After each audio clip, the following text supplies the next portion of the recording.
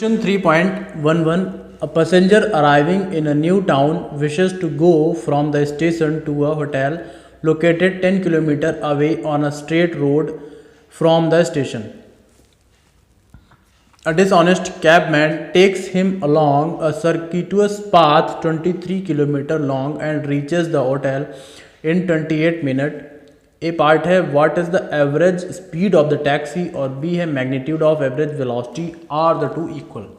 सो question में ये कहा जा रहा है कि जो पैसेंजर था, तो क्वेश्चन में कहा जा रहा है जो पैसेंजर है था वो स्टेशन पे उतरा और स्टेशन से उसे होटल जाना था जिसकी डिस्टेंस कितनी थी 10 किलोमीटर। बट जो कैब मैन था वो उसको किसी दूसरे पाथ से ले गया जो कि 28 किलोमीटर पड़ा जाके उसको। अब हमें ये बताना है कि उसका स्पीड क्या रही होगी और वेलोसिटी क्या रहेगी। तो स्पीड के लिए हमें डिस्टेंस यानी कि पाथ लेंथ पता होना चाहिए और वेलोसिटी के लिए डिस्प्लेसमेंट पता होना चाहिए। पाथ लेंथ हो जाएगी 28 किलोमीटर और डिस्प्लेसमेंट हो जाएगा 10 किलोमीटर और उसी से सॉल्व कर लेंगे। टाइम कितना लगा है 23 मिनट का। सो सारी चीज़ अगर लिख लें तो डिस्प्लेसमेंट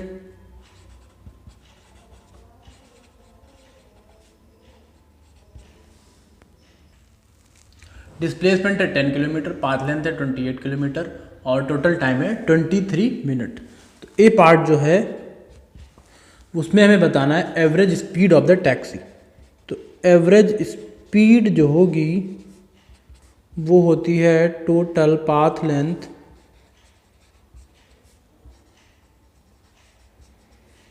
अपॉन टोटल टाइम। तो देखिए टोटल पाथ लेंथ जो है वो है 28 किलोमीटर, टोटल टाइम लगा 23 मिनट का। देखिए ये किलोमीटर में हो गया, ये मिनट में। इसको अगर हमें आवर में चेंज करना है तो मिनट में 60 से डिवाइड करेंगे। तो ये जो 60 होगा वो अब न्यूमरेटर में आ जाएगा, अपॉन का अपॉन ऊपर चला जाता है। ठीक है, 28 upon 23 multiply 60।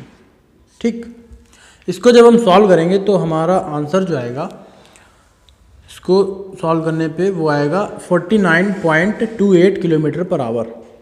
49.28 kilometre per hour. So average speed जो आएगी वो आएगी 49.28 किलोमीटर पर आवर। ठीक है, ये आवर में चेंज कर लेंगे तो किलोमीटर पर आवर उसी में आंसर भी आ रहा है, अदरवाइज मिनट में आता तो नहीं 60 से डिवाइड करते।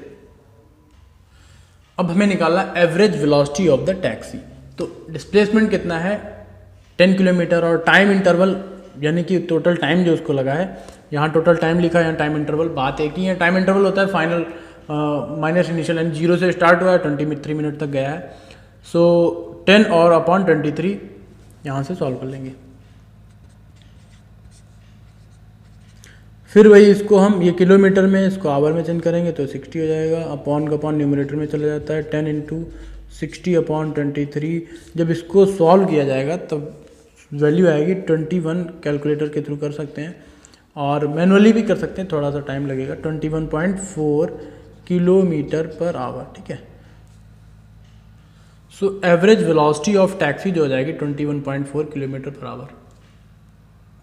फर्दर हमसे पूछा जा रहा है आर दे इक्वल। तो देखिए इक्वल है नहीं तो लिख देंगे they are not equal. I think ये समझ आएगा, इसमें कुछ ज़्यादा डिफिकल्टी है नहीं। डिस्प्लेसमेंट और पाथ लेंथ अगर पता है तो टाइम तो सेम ही है और उसको सॉल्व कर लेंगे फार्मूले से। ये टाइम इंटरवल और टोटल टाइम कोई ज़्यादा इसमें कोई डिफरेंस नहीं है उसका। ये इसलिए लिख देते हैं क्योंकि डिस्प्लेसमेंट जो होता है वो भी फाइनल और इनिशियल वैल्यू पर डिपेंड करता है। टाइम इंटरवल की वैल्यू भी यही होती है कि कितना फाइनल टाइम और इनिशियल टाइम के बीच में कितना इंटरवल रहा, इसीलिए इसको इस तरीके से लिखा जाता है।